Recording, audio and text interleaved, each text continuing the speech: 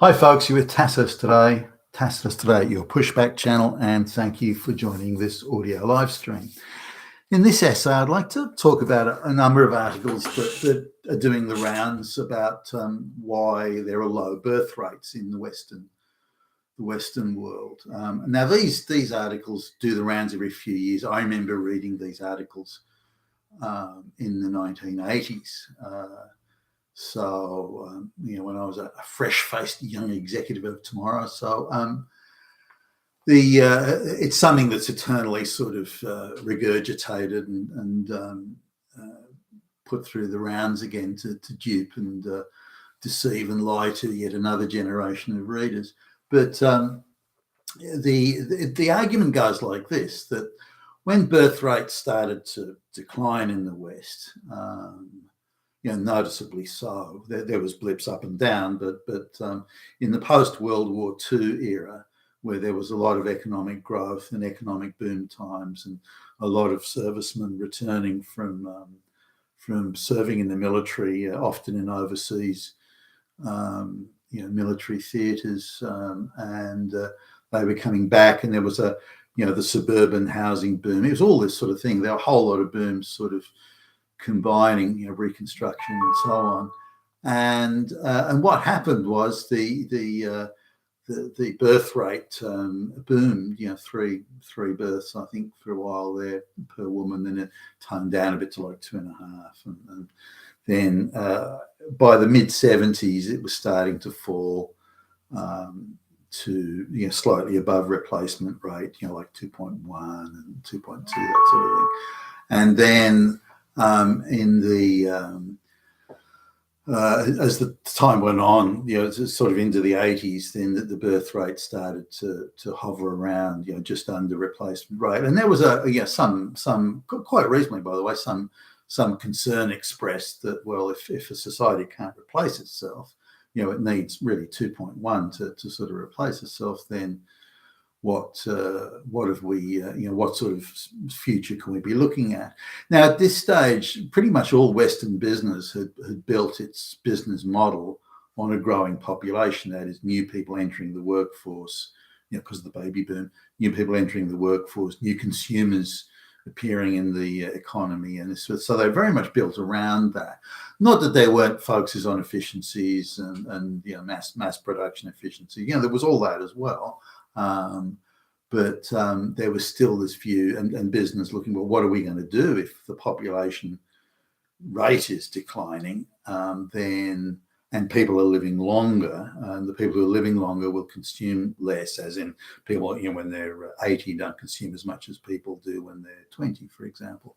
So there was a quite reasonable, by the way, concerns there. Well, how will the future look if given this changing sort of demographics?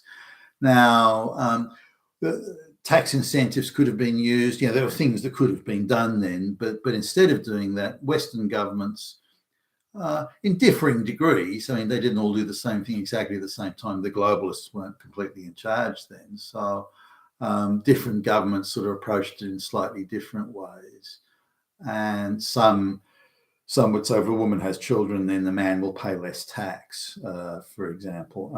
And it was quite a decent sort of tax credit that some were using. So, this is when people, the average wage was, for example, the average wage was $10,000 a year, and you could get $300 or $400 a year per child tax credit.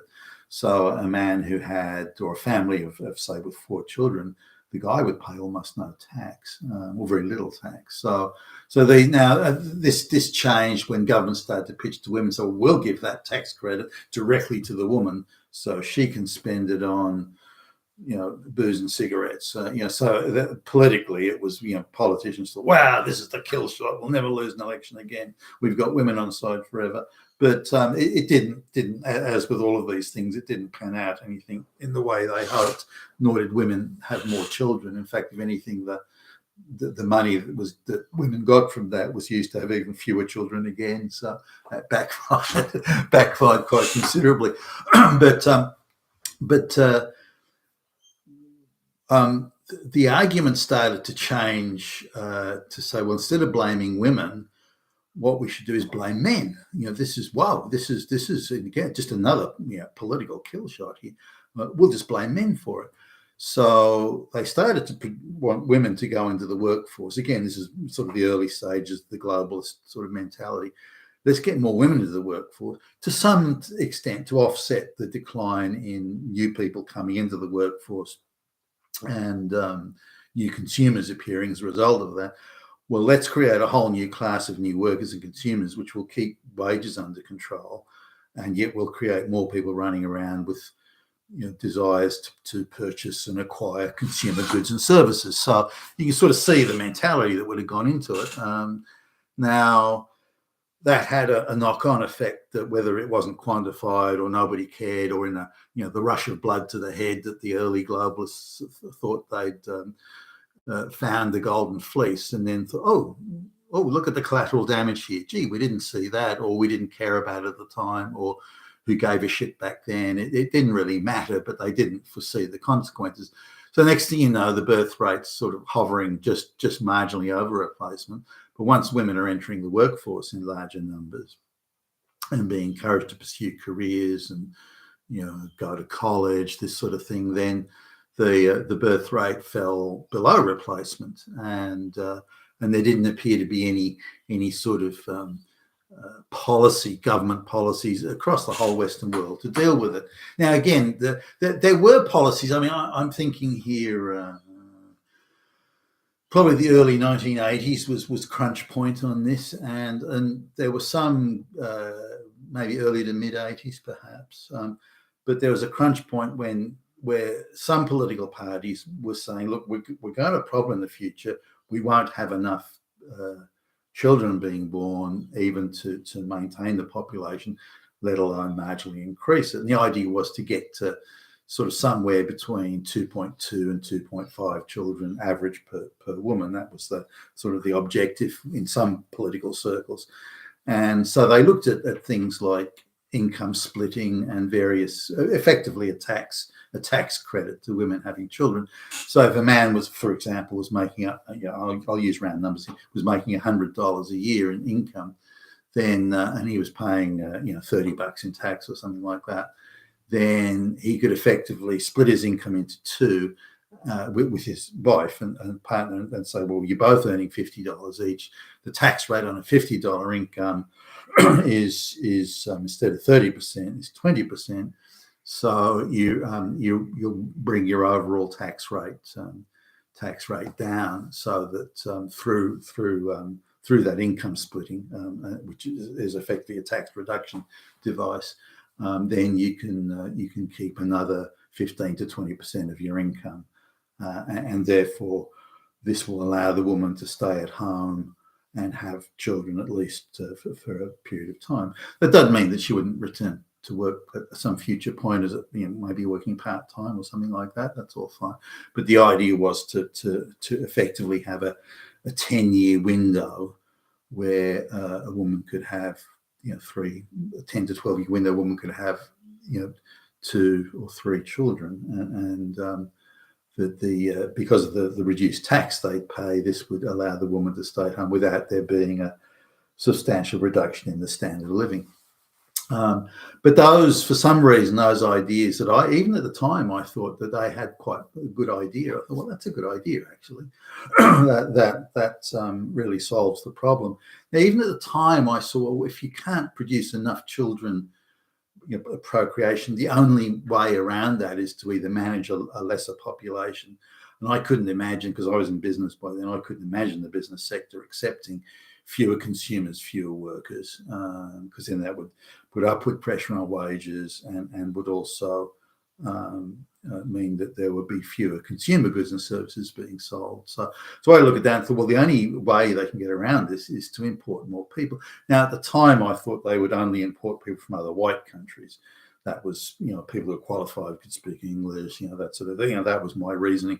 I wouldn't have considered in a million years that they would get illiterate third world peasants to be coming to the West. That wouldn't have, wouldn't even have entered that. Wasn't even on the radar back at the time. And I couldn't conceive it was even possible.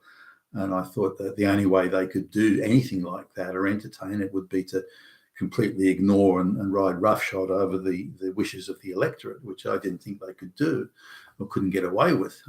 But all you need is, a free press disappears, the globalists take over the governments and the think tanks, the education institute, and then you can actually force a soft coup come revolution on the population against their wishes, something they don't want.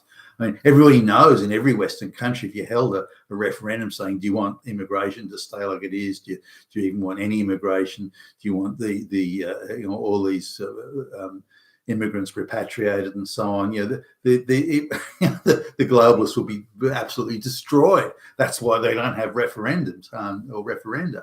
But for those very reasons, the population don't want it. It has to be forced on them. Democracy has to be bypassed. So what these articles, these media pieces now are saying, well, the real reason that women are having fewer children isn't because they're spending more time at work, isn't because the cost of living has gone through the fucking roof. It isn't because rents and mortgages are cost now 3 times. This is adjusted for purchasing power terms, for goodness sakes. Now cost 3 times more than they did 50 years ago. That food is 30% more expensive in purchasing power terms than it was 50 years ago, and energy is 40% more expensive than it was 50 years ago. So in reality, people are doing it tough. They need 2 incomes to get by. On an average wage now, in 1975, around 20, give or take 20% of your income would be spent on rent, or 25%, between 20 and 25%. Today it's between 50 and 60% for an average wage. That just goes to show you how much more expensive things are today than they were then. And it's that increased cost of living. That's why there are fewer children being born. But is that the message that the media pushes? No. The fact that a steak that cost $1 50 years ago and now cost $26, $27, it's got nothing to do with it. That's irrelevant. The fact that bread used to be 10 cents and now it's nearly $5, irrelevant. It's nothing. The real reason that women are having fewer children is because those fucking damn fascist Nazi men, those fucking Nazi fascist men, they're not helping with the household chores. It's their fault. Men did it. It's men's fault. Men are the cause. And so if you look at any of the articles, certainly that I've seen, or the representations, particularly in the leftist media or the more pro-globalist publications, the representation is always of a white man. It's never of the cultures where men do absolutely nothing to help around the house. It's never that. It's only white men.